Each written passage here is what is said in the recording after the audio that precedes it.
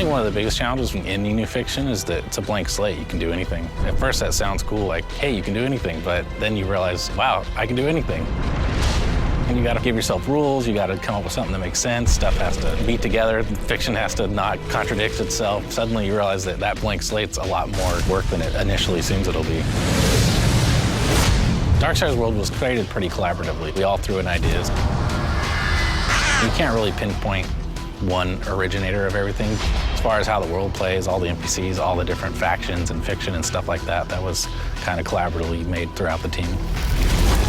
The story of Darksiders is pretty deep, and we haven't actually fully revealed why the apocalypse happened. In a nutshell, you learn that there are forces between heaven and hell that are vying for control of Earth and certain other resources that lie somewhere between the two realms. And the horsemen are caught up in the middle because they are ultimately the ones who are responsible for beginning and ending worlds. In the first Darksiders, one of the horsemen, War, gets framed for destroying Earth. There's a conspiracy between heaven and hell. He sort of takes the blame, mankind's wiped out, and then he is stripped of his powers and imprisoned for 100 years. Then he's given a chance to come back and prove his innocence, and he's got to pretty much kill everyone involved.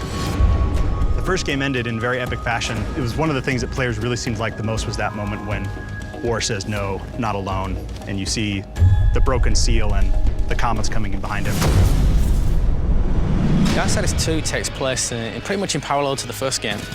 In the time that War is imprisoned by the Council, it kind of happens in that 100 years. The Death's kind of own challenge kind of kicks off in that sort of time.